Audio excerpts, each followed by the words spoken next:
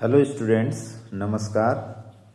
आज हम जो अंतिम अध्याय है आपका कक्षा 11वीं का तरंगें, अध्याय 14 तरंगें, अनुप्रस्थ तथा अनुदैर्ध्य तरंगें, इसके अंतर्गत हम पूरा पाठ्यक्रम करेंगे। बच्चों, परीक्षा का जो समय है नज़दीक है। आप लोगों को हो सकता है कि घबराहट हो रही हो। घबराहट होना स्वाभाविक भी है, लेकिन अगर आप सही रणनीति से पढ़ाई करेंगे तो घबराहट नहीं होगी और बल्कि आत्मविश्वास बढ़ेगा। तो इस चैप्टर के अंतर्गत हम आपको बीच बीच में ये भी बताते जाएंगे कि आपका आत्मविश्वास कैसे बढ़ सकता है। तो उम्मीद है कि आप शुरू से अंत तक वीडियो को पूरा देखेंगे। तरंग के अंतर्गत जो पाठ्यक्रम है वो इस प्रकार से है। भूमिका, अनुप्रस्थ तथा अनुदैर्ध्य तरंगें, प्रगामी तरंगों में विस्थापन संबंध, प्रगामी तरंग की चाल, तरंगों के अध्यारोपण का सिद्धांत, तरंगों का परावर्तन तथा विस्पंद।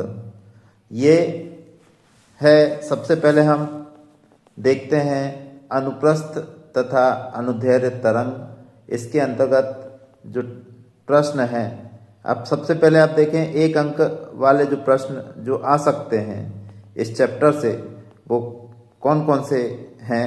प्रश्न पहला है, अनुप्रस्थ तरंगें किन माध्यमों में उत्पन्न की जा सकती हैं। ये प्रश्न है। तो उत्तर इसका है, अनुप्रस्थ तरंगें केवल उन माध्यमों में उत्पन्न की जा सकती है जिनमें दृढ़ता का गुण हो, जैसे ठोस और द्रवों की ऊपरी सतह पर। ये आप ध्यान रखिएगा। अगला प्रश्न है, गैसों में केवल अनुदैर्ध्य तरंगें ही क्यों संचरित होती हैं। तो इसका उत्तर है, क्योंकि गैसों में आयतन प्रत्यास्थता यानी वॉल्यूम इलास्टिसिटी तो होती है, लेकिन अपरूपण दृढ़ता शेयर रिजिडिटी नहीं होती, जो अनुप्रस्थ तरंगों के लिए आवश्यक है। तो ये भी एक प्रश्न है। इसके बाद प्रश्न 3 है, शृंग और गर्त किस प्रकार की तरंगों में बनते हैं। तो इसका उत्तर है, ये केवल अनुप्रस्थ तरंगों में बनते हैं। अब इसमें 2 अंक वाले जो प्रश्न हो सकते हैं उनके बारे में हम अध्ययन करेंगे। तो सबसे पहले हम आत्मविश्वास आपका कैसे बढ़े इसके बारे में थोड़ा सा बताएंगे कि जो शिक्षा मंडल है उसके द्वारा दिए गए पाठ्यक्रम के अनुसार पढ़ाई करें। परीक्षा का समय नज़दीक है। अनावश्यक कुछ भी टॉपिक पढ़कर समय नष्ट ना करें, केवल उतना ही पढ़ें जो हमारे पाठ्यक्रम के अंतर्गत है। तो सबसे पहले तो ये ध्यान रखना है कि अनावश्यक पढ़ाई ना करें। अब 2 नंबर वाले प्रश्न जो हैं उसको प्रश्न 4 देखेंगे। अनुदैर्ध्य तरंगों में संपीड़न और विरलन को स्पष्ट कीजिए। तो इसका उत्तर है, संपीड़न, कंप्रेशन कहते हैं इसको, माध्यम का वह क्षेत्र जहां कण पास पास आ जाते हैं और दाब व घनत्व अधिकतम हो जाता है, वो संपीड़न कहलाता है। अगला है विरलन। विरलन माध्यम का वह क्षेत्र जहां कण दूर दूर हो जाते हैं और दाब व घनत्व न्यूनतम हो जाता है, उसे विरलन कहते हैं। यहाँ पर देखें आप इस चित्र में, ये जो है आपका ये कंडेंसेशन है। कंडेंसेशन यानी संघनन है, और ये रिफ्रैक्शन है। रिफ्रैक्शन यानी विरलन है। यहाँ पे आप देखें कि जो कण है, ये देखिए, ये कण इतने क्षेत्र में पास पास आ जाते हैं, इसलिए संघनन है। और ये वाला क्षेत्र आप देखेंगे, यहाँ पर जो माध्यम में कण है वो दूर दूर हैं, इसलिए ये विरलन कहलाता है। तो अब आप समझ गए होंगे कि अच्छा वेवलेंथ क्या होती है, कि ये संघनन है यहाँ पे, और संघनन और संघनन के बीच की जो दूरी है ये वेवलेंथ कहलाती है। इसी प्रकार आप एक वेवलेंथ को विरलन और विरलन के बीच की दूरी भी मान सकते हैं। तो एक वेवलेंथ आप समझ गए होंगे कि किसको कहते हैं। यहाँ पर देखिए कि इंक्रीज प्रेशर को, यहाँ पर देखिए इंक्रीज प्रेशर को ये दर्शाया है, ये तरंग के उठे हुए भाग से दर्शाया गया है, जबकि धसे हुए भाग से आप देखिए इसको डिक्रीज प्रेशर दर्शाया गया है। तो ये एक तरंग दिखाई जा रही है यहाँ पर चित्र में। चित्र को आप लोग समझ गए होंगे। अगला प्रश्न है प्रश्न 5वां कि प्रकाश तरंगें और ध्वनि तरंगें किस श्रेणी में आती हैं। तो इसका उत्तर है प्रकाश तरंगें ये अनुप्रस्थ विद्युत चुंबकीय तरंगें हैं। इन्हें संचरण के लिए माध्यम की आवश्यकता नहीं होती है। तो ये आप लोग ध्यान रखिएगा कि जो विद्युत चुंबकीय तरंगें होती हैं, विद्युत चुंबकीय तरंगें, इनको संचरण के लिए माध्यम की आवश्यकता नहीं होती है। ध्वनि तरंगें जो होती हैं वो अनुदैर्घ्य तरंगें होती हैं और इसको संचरण के लिए माध्यम की आवश्यकता होती है। ये चीज आप लोग ध्यान रखिएगा कि ध्वनि तरंग को चलने के लिए माध्यम की आवश्यकता होती है। अगला प्रश्न है 3 अंक वाले जो प्रश्न है, लघुत्तरीय प्रश्न जो आ सकते हैं। तो अनुप्रस्थ और अनुदैर्घ्य तरंगों में 3 मुख्य अंतर लिखो। 3 नंबर का है तो 3 अंतर लिखना है अपन को। इसको इस प्रकार से हमको लिखना है। सबसे पहले तो आधार लिख लेंगे। आधार यानी होता है, आप यहाँ पे लिख सकते हैं गुण, इसको लिख सकते हैं गुण। तो ये है गुण, ये अनुप्रस्थ तरंग है, उसके बगल में अनुदैर्घ्य तरंग दी हुई है। अब गुण क्या है, कणों का कंपन। अनुप्रस्थ तरंगों में माध्यम के कण जो होते हैं वो तरंग की दिशा के लंबवत कंपन करते हैं, और जबकि अनुदैर्घ्य तरंग में माध्यम के कण जो होते हैं तरंग की दिशा के समांतर कंपन करते हैं। ये आपको समझ में आ गया होगा। जैसे मान लीजिए तरंग संचरण की दिशा ये है, ये तरंग संचरण की दिशा है, और माध्यम के कण जो होते हैं यदि लंबवत कंपन करते हैं तो ये अनुप्रस्थ तरंग कहलाती है। अब लंबवत कैसे कंपन करते हैं देखेंगे। इस प्रकार से ये लंबवत कंपन करते हैं। ऐसे आप देख रहे होंगे कि तरंग संचरण की दिशा और माध्यम के कण के कंपन की दिशा के बीच में अगर 90 अंश का कोण बनता है, यानी लंबवत कंपन हो रहे हैं, तो इसको हम कहते हैं अनुप्रस्थ तरंग कहते हैं। जबकि अनुदैर्घ्य तरंग में आप देखेंगे माध्यम के कण जो हैं तरंग संचरण की दिशा में ही कंपन करते हैं। ये कहलाता है आपका अनुदैर्घ्य तरंग। आप समझ गए होंगे कि यहाँ माध्यम के कण जो हैं इधर ऐसे कंपन करते हैं, यानी तरंग संचरण की दिशा में ही कंपन करते हैं, इसी दिशा में कंपन करते हैं, यानी दोनों के बीच में 0 डिग्री कोण होता है। तो माध्यम के कण तरंग की दिशा में समांतर कंपन करते हैं तो अनुदैर्घ्य तरंगें होती हैं। यहाँ समझ गए होंगे आप।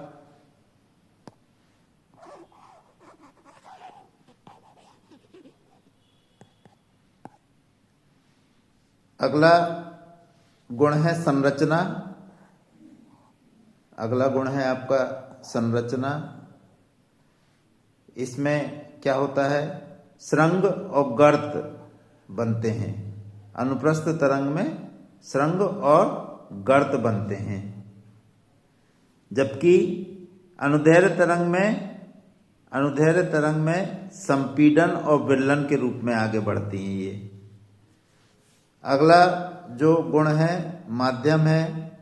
तो माध्यम, इसके लिए माध्यम में दृढ़ता होना आवश्यक है।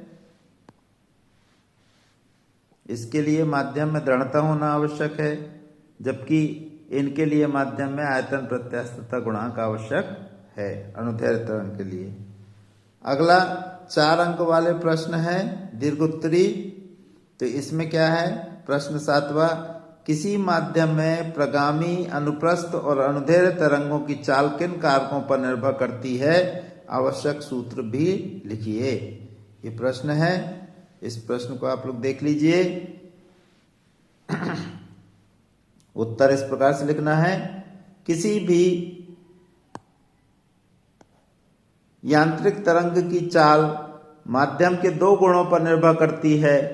पहला है प्रत्यास्थता और दूसरा है जड़त्व यानी घनत्व।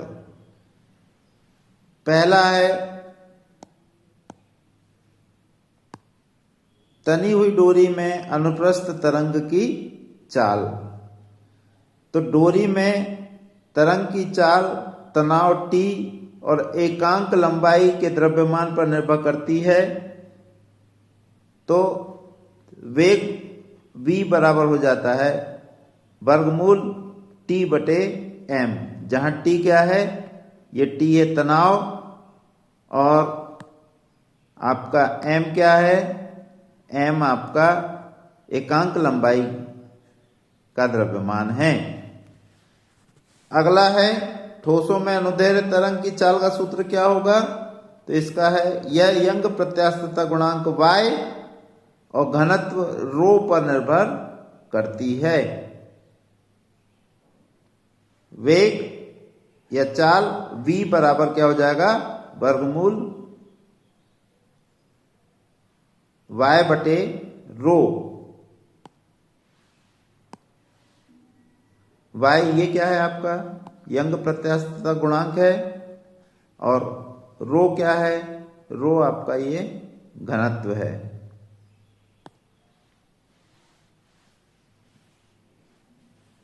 गैसों में ध्वनि अनुदैर्घ्य चाल या लाप्लास संशोधन, दोनों चीज हमको याद रखना है कि न्यूटन के सूत्र में सुधार के बाद लाप्लास ने बताया कि गैसों में ध्वनि की चाल इस प्रकार दी जाती है।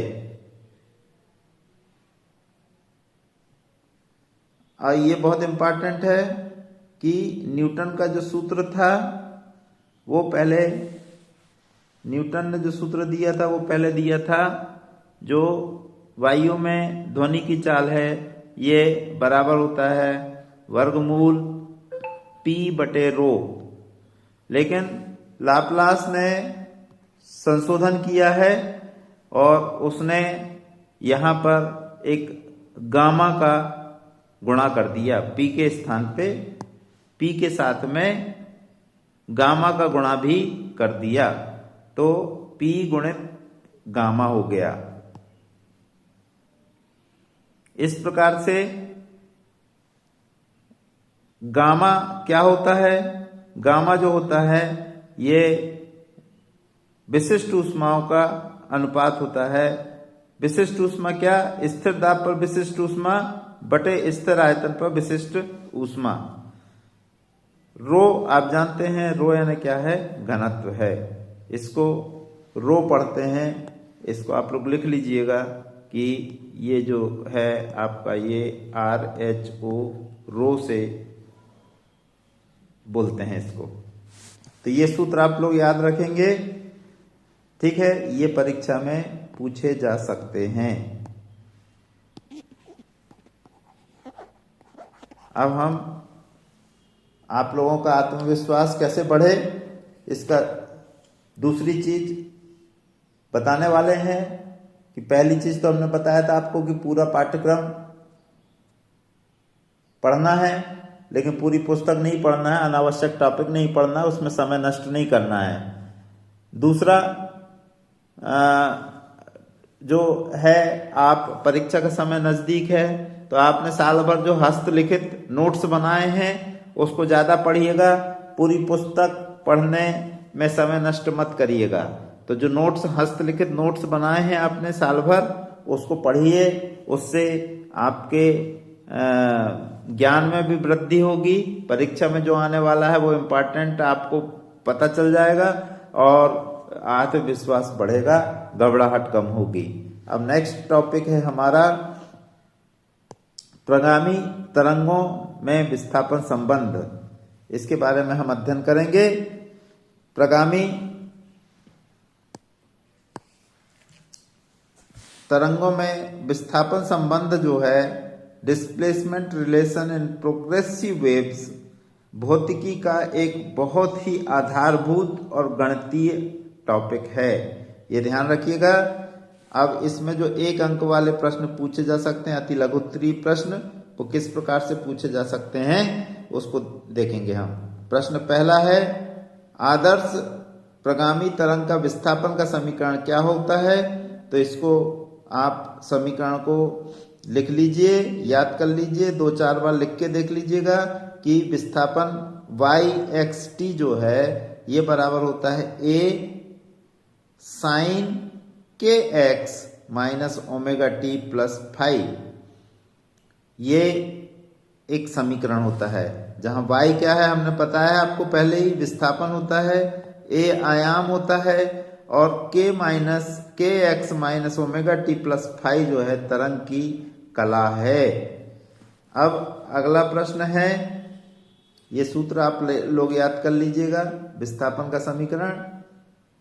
अगला है, कला से क्या तात्पर्य है? तो इसका उत्तर है, कला वह भौतिक राशि है जो किसी भी क्षण माध्यम के कण की स्थिति और गति की दिशा को व्यक्त करती है।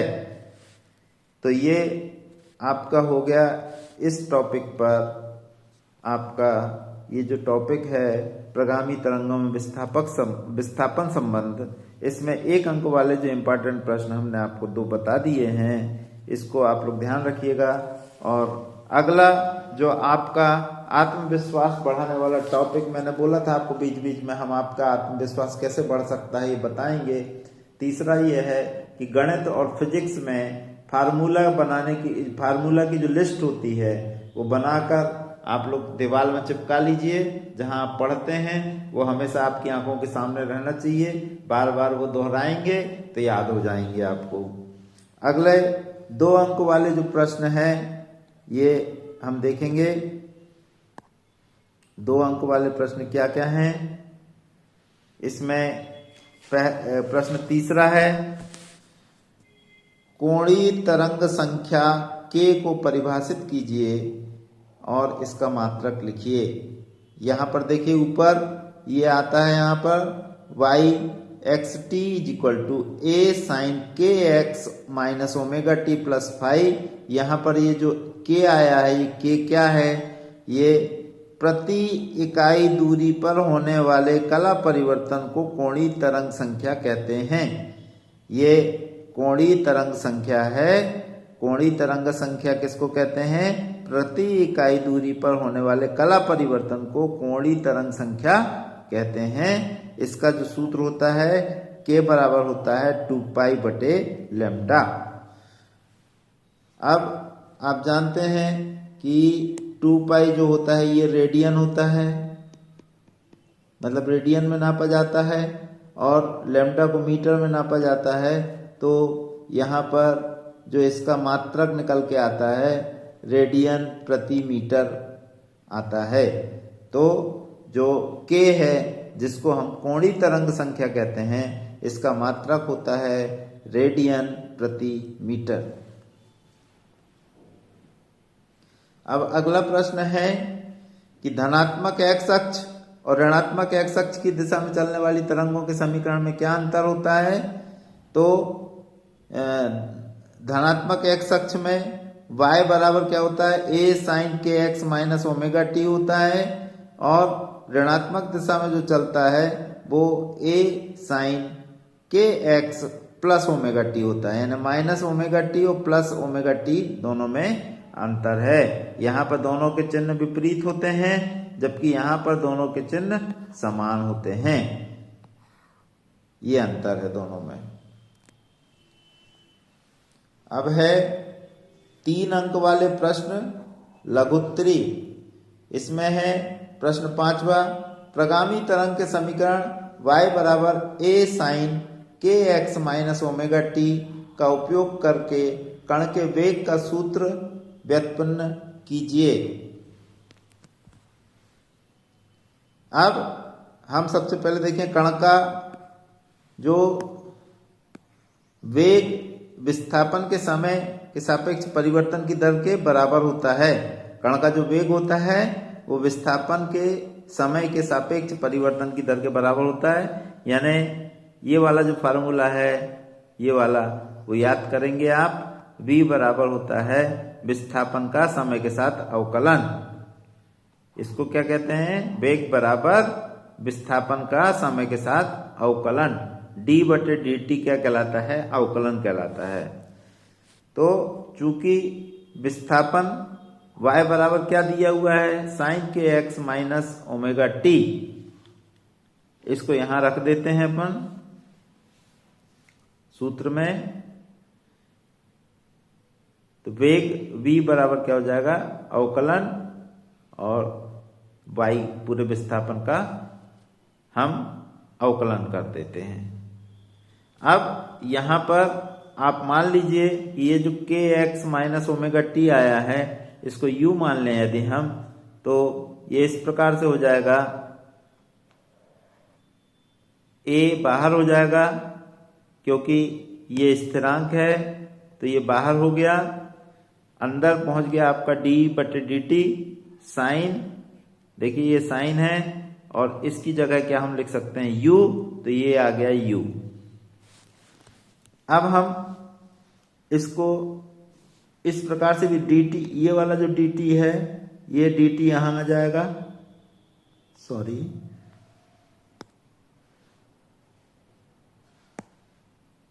ये वाला जो dt है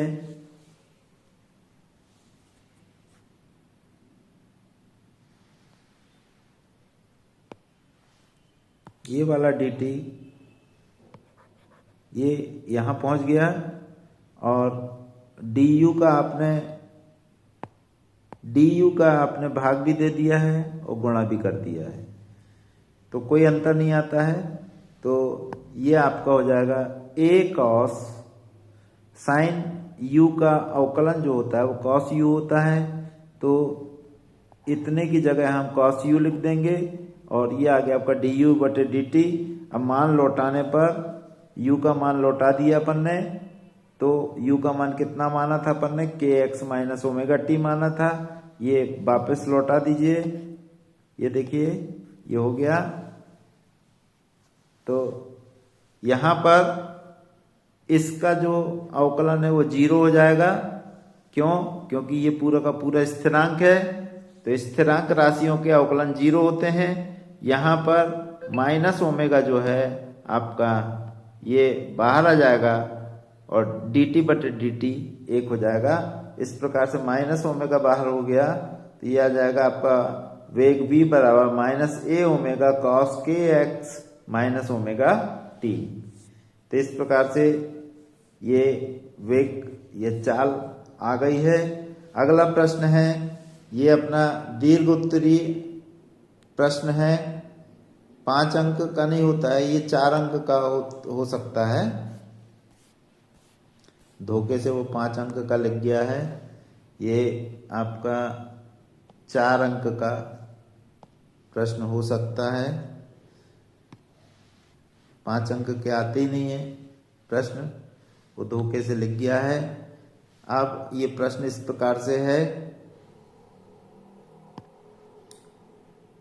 एक प्रगामी तरंग का समीकरण y बराबर 0.05 साइन 80x माइनस 3t है, जहाँ सभी दूरियां मीटर में और समय सेकंड में हैं। तो ज्ञात कीजिए, आयाम ज्ञात करना है, तरंग संख्या ज्ञात करना है, कोणीय आवृत्ति ज्ञात करना है और तरंग दैर्घ्य ज्ञात करना है और तरंग की चाल ज्ञात करना है। अब देखिए आप y बराबर क्या दिया हुआ है, 0.05 साइन 80x माइनस 3t।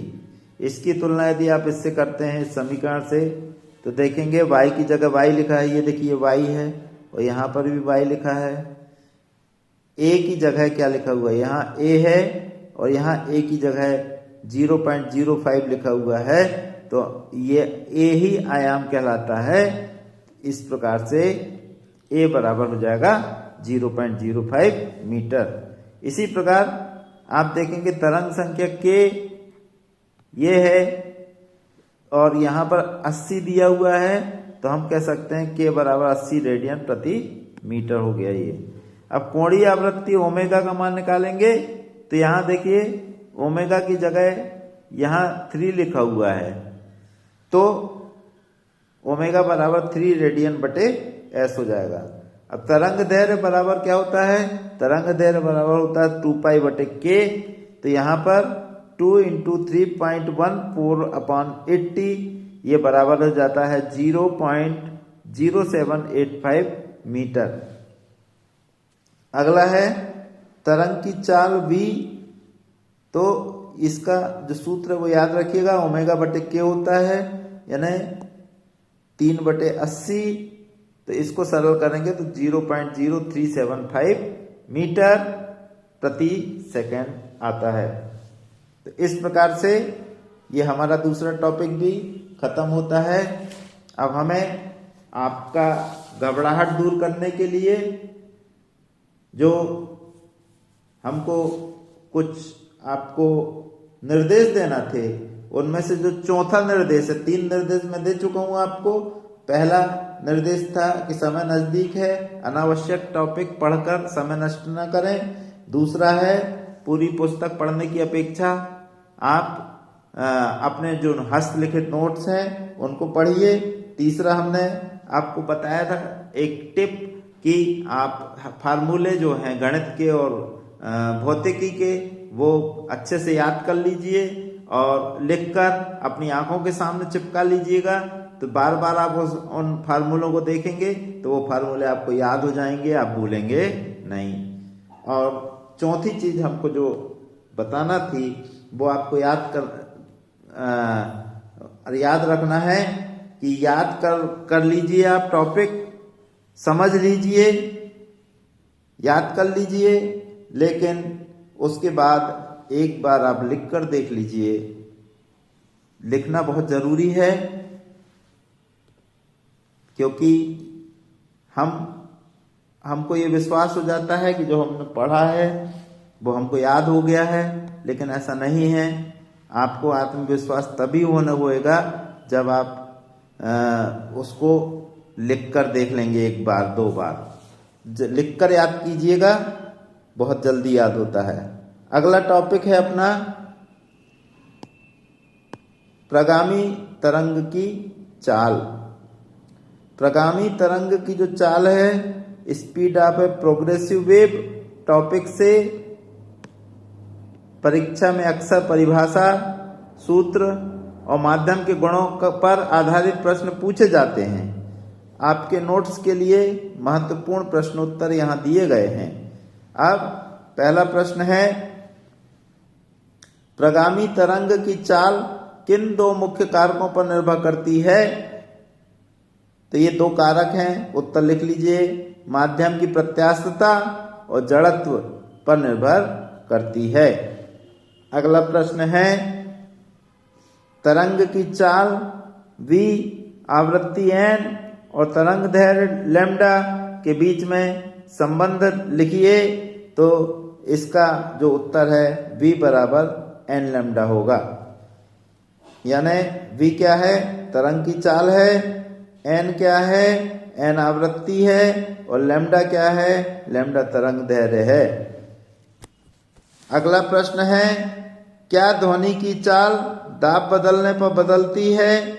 यदि ताप स्थिर हो तो उत्तर है नहीं। स्थिर ताप पर दाब परिवर्तन पर ध्वनि की चाल पर कोई प्रभाव नहीं पड़ता है। अब ये 2 नंबर वाले प्रश्न हैं। 2 नंबर वाले प्रश्न जो हैं लघुत्तरी प्रश्न, इनको आप लोग अच्छे से देख लीजिएगा। प्रश्न है, तरंग वेग और कण वेग में क्या अंतर है? तो इसका उत्तर है, तरंग वेग वह वेग जिससे विक्षोभ माध्यम में आगे बढ़ता है या पूरे माध्यम में नियत रहता है। कण वेग क्या होता है? वह वेग जिससे माध्यम के कण अपनी माध्य स्थिति के इर्द गिर्द कंपन करते हैं। यह समय के साथ बदलता रहता है। अगला प्रश्न है, सघन माध्यम की तुलना में विरल माध्यम में तरंग की चाल पर क्या प्रभाव पड़ता है? तो इसका उत्तर है, चूंकि जो चाल होती है घनत्व के वर्गमूल के व्युत्क्रमानुपाती होती है, इसलिए विरल माध्यम कम घनत्व में तरंग की चाल अधिक होती है। अगला प्रश्न है 3 अंक वाला लघुत्तरी प्रश्न है। प्रश्न है, न्यूटन के द्वारा दिए गए ध्वनि की चाल के सूत्र में लाप्लास ने क्या संशोधन किया है? तो इसको मैं पिछले टॉपिक में करवा लिया है हमने। यहाँ पर हमने किया था कि क्या संशोधन हुआ है।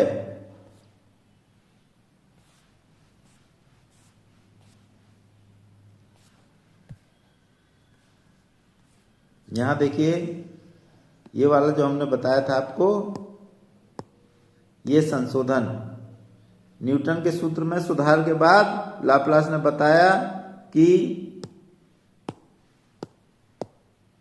गैसों में ध्वनि की चाल इस प्रकार दी जाती है। ये संशोधन था गामा का, इसका अपना लाप्लास ने संशोधन किया। चलिए अभी हम तीसरा टॉपिक पढ़ रहे थे, प्रगामी तरंग की चाल। इसमें आप देख लीजिए, इसको हमने होमवर्क दे दिया है, आप लोग होमवर्क में देख लीजिएगा कि किस प्रकार से इस प्रश्न को करना है। ये पिछले टॉपिक में दिया हुआ है। इसी प्रकार तनी हुई डोरी में अनुप्रस्थ तरंग की चाल किन कारकों पर निर्भर करती है? इसका व्यंजक लिखिए और समझाइए। ये भी होमवर्क है, ये मैं पहले आपको बता चुका हूँ। तो पिछले पीरियड में देख लीजिए, पिछले टॉपिक में देख लीजिए, वहां पर आपको इस प्रश्न का उत्तर मिल जाएगा। फिर इसके बाद हम अगला टॉपिक देखते हैं, तरंगों के अध्यारोपण का सिद्धांत। तरंगों के अध्यारोपण के सिद्धांत में आपको पढ़ना है व्यतिकरण। इसमें आपको व्यतिकरण के बारे में पढ़ना है। व्यतिकरण यानी इंटरफिरेंस।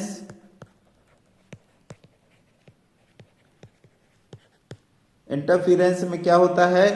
जब 2 प्रकाश की तरंगें जिनका आयाम लगभग समान होता है, जब ये अध्यारोपित होती हैं तो अध्यारोपण के फलस्वरूप इनकी तीव्रता में परिवर्तन होता है। और ये जो है प्रकाश, जो ध्वनि तरंगें हैं, यदि ये 2 तरंगें हैं, जैसे ये तरंग नंबर 1 है और ये तरंग नंबर 2 है, अगर ये इस प्रकार से अध्यारोपित होती हैं तो इनकी जो तीव्रता है वो बढ़ जाती है। इसको व्यतिकरण कहते हैं। तो तरंगों का जो अध्यारोपण का सिद्धांत है, इसके बारे में कुछ प्रश्न मैं आपको अगले पीरियड में बता दूंगा। और इसके बाद जो अगला टॉपिक है तरंगों का परावर्तन, इसको हम देखते हैं। तरंगों का परावर्तन इसमें हमको क्या पढ़ाना है इसको देख लेंगे। इसके बाद हम आपको बताते हैं कि आपका आत्मविश्वास कैसे बढ़ सकता है। आपके मन में जो परीक्षा के नज़दीक होने पर जो घबराहट बढ़ रही है उसको हम कैसे दूर कर सकते हैं, उसकी अपेक्षा आत्मविश्वास कैसे बढ़ाया जा सकता है। तो इसका जो 5वां उपाय है वो नींद से समझौता ना करें, 6 से 7 घंटे जरूर सोएं। आप ध्यान रखें कि जगकर पढ़ाई करने से कोई फायदा नहीं है, आप भूल जाएंगे। आपको अपना दिमाग, मन, शरीर सब स्वस्थ रखना है तो जगकर पढ़ाई ना करें। कम से कम 5 घंटे से 6 घंटे 7 घंटे की नींद जरूर लें और अपने आप को स्वस्थ रखें। अब हम देख रहे हैं तरंगों का परावर्तन। कक्षा 11वीं भौतिकी के अध्याय 14 तरंगे के अंतर्गत तरंगों का परावर्तन एक अत्यंत महत्वपूर्ण विषय है।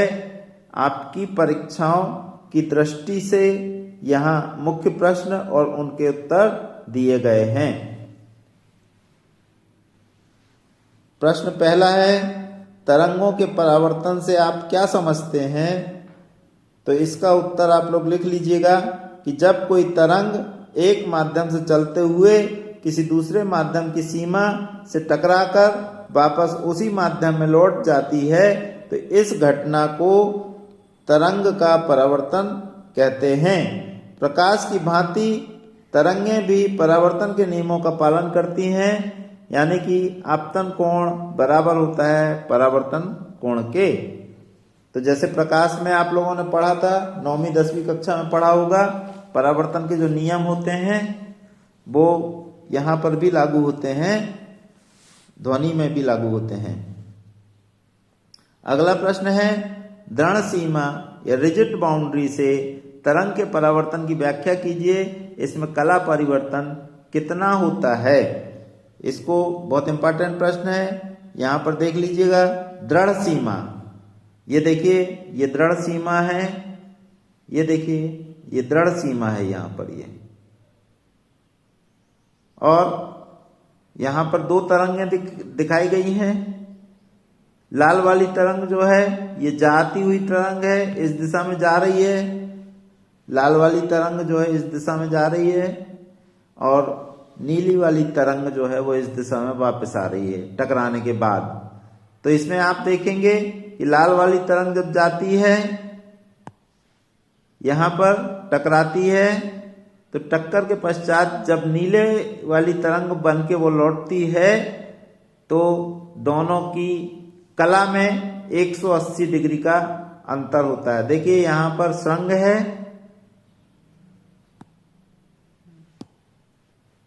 यहाँ पे आपको देखिए देखेंगे लाल वाले का श्रृंग बनता है यहाँ पे, तो नीले वाले का यहाँ पर गर्त बनता है उसी स्थान पे।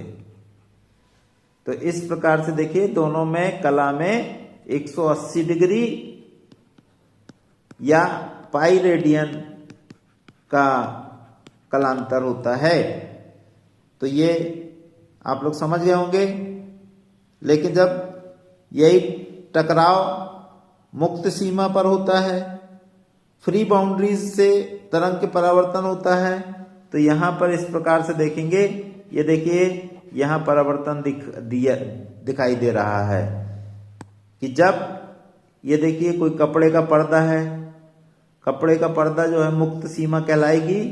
यहाँ पर ये लाल रंग की तरंग जा रही है इस दिशा में, लेकिन जब वो वापस लौटती है तो उसी मार्ग का अनुसरण करते हुए वो वापस लौट जाती है। अतः कला में कोई परिवर्तन नहीं होता है, कलांतर स्तर पे 0 होता है।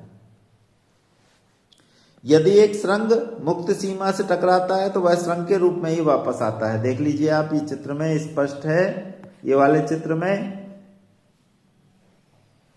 अगला प्रश्न है चौथा, कला परिवर्तन के लिए गणितीय समीकरण क्या है? तो यहां पर आप ध्यान दीजिएगा कि यदि आपतित तरंग का समीकरण y बराबर a sin kx minus omega T है, तो दृढ़ सीमा से जब प्रकाश किरण वापस आती है तो उस समय y बराबर हो जाता है minus a sin kx plus omega T. तो ध्यान दीजिएगा कि ये ऋण चिन्ह यहाँ आ जाता है, और मुक्त सीमा के लिए ये समीकरण y बराबर वही, यानी चिन्ह एक जैसा ही रहता है, केवल अंतर यहाँ पर माइनस ओमेगा टी की जगह यहाँ प्लस ओमेगा टी हो जाता है, यहाँ कला समान रहती है। अगला प्रश्न है विस्पंद और परावर्तन में क्या अंतर है। तो परावर्तन एक ही तरंग का किसी सतह से टकराकर लौटना है, जबकि विस्पंद दो लगभग समान आवृत्ति की तरंगों के अध्यारोपण से उत्पन्न ध्वनि की तीव्रता में होने वाला आवर्ती परिवर्तन है। तो ये इस प्रकार से विस्पंद और परावर्तन में अंतर पूछा जाता है। अब अगला टॉपिक है अपना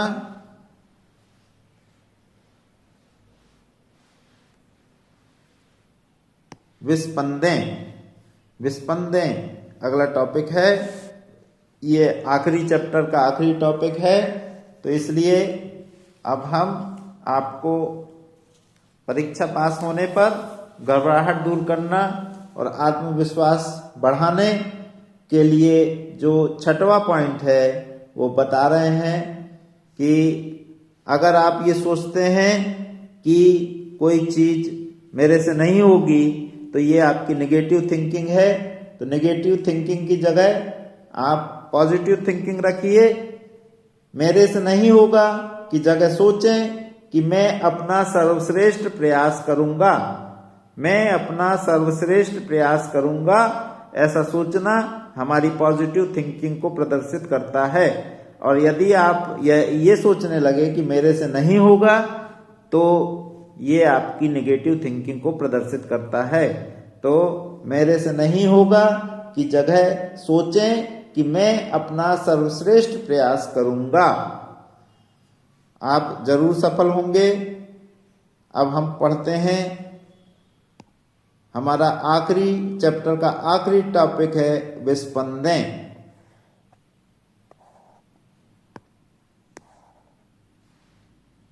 अध्याय 14 तरंगे के अंतर्गत विस्पंद यानी बीट्स एक महत्वपूर्ण और रोचक टॉपिक है। परीक्षा की दृष्टि से इससे संबंधित मुख्य प्रश्न और उनके उत्तर नीचे दिए गए हुए हैं। अब विस्पंद के महत्वपूर्ण प्रश्नोत्तर। पहला प्रश्न है,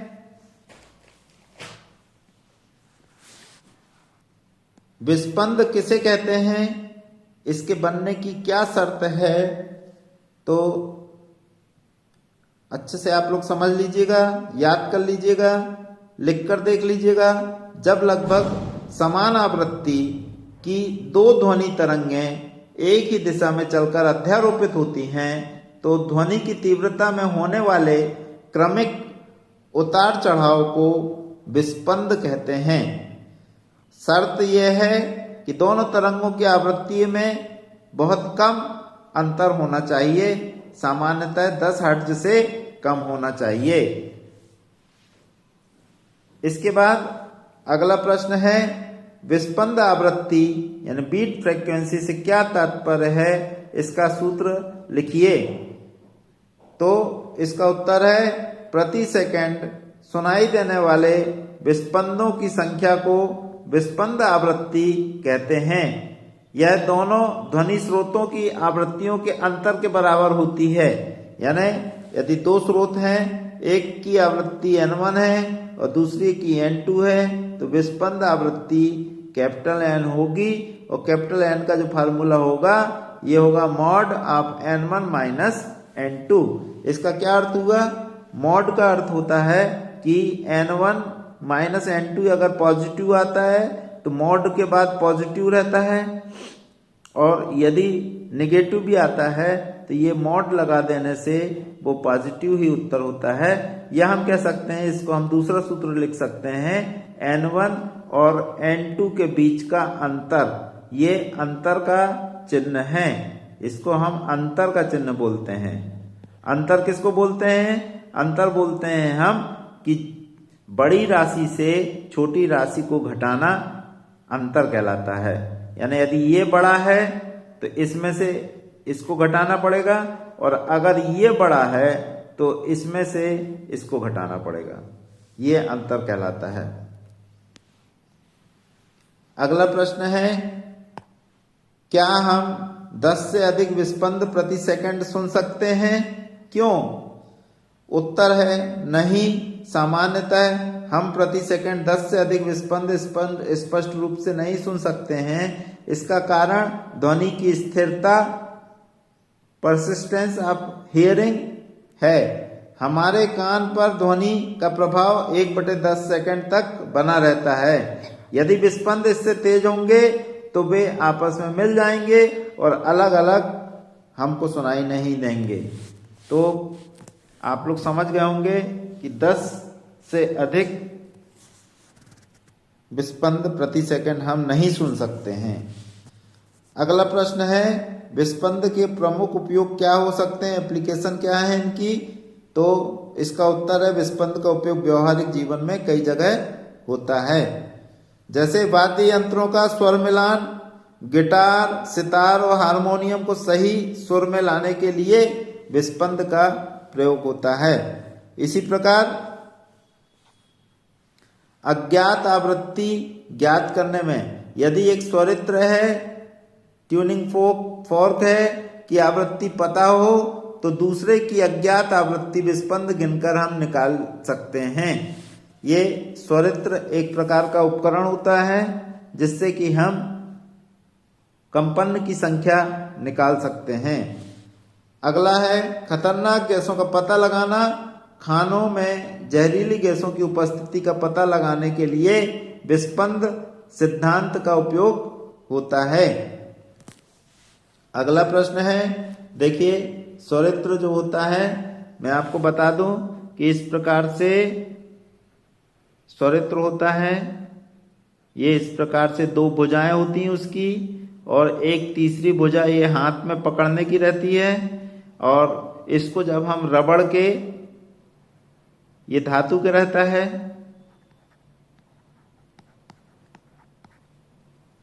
और ये आपका हैंडल है,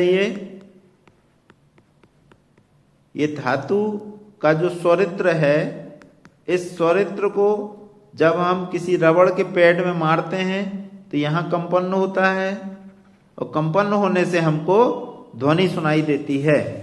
तो ये स्वरित्र होता है। स्वरित्र पर मोम लगाने या उसे रेतने से आवृत्ति पर क्या प्रभाव होता है, ये प्रश्न है।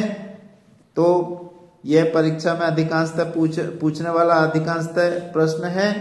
तो इससे पहले कि हम इसका उत्तर बताएं, अपना आत्मविश्वास बढ़ाने के लिए एक और टिप है।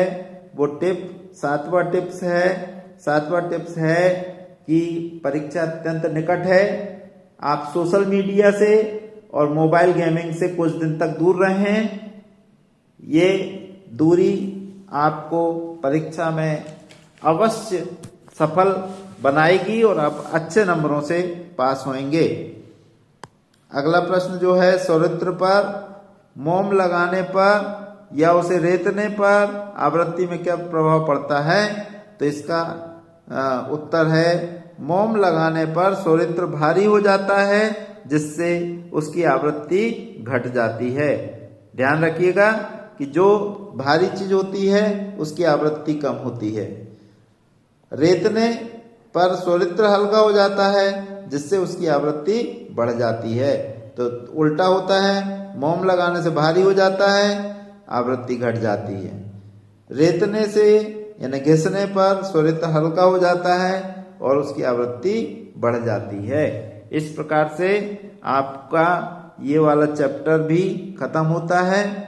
अब 11वीं कक्षा के सारे चैप्टर खत्म हो चुके हैं। आप आराम से पढ़ाई करिएगा और जो टिप हमने आपको बताए हैं वो टिप को फॉलो करते हुए पढ़ाई कीजिए। आप अवश्य सफल होंगे।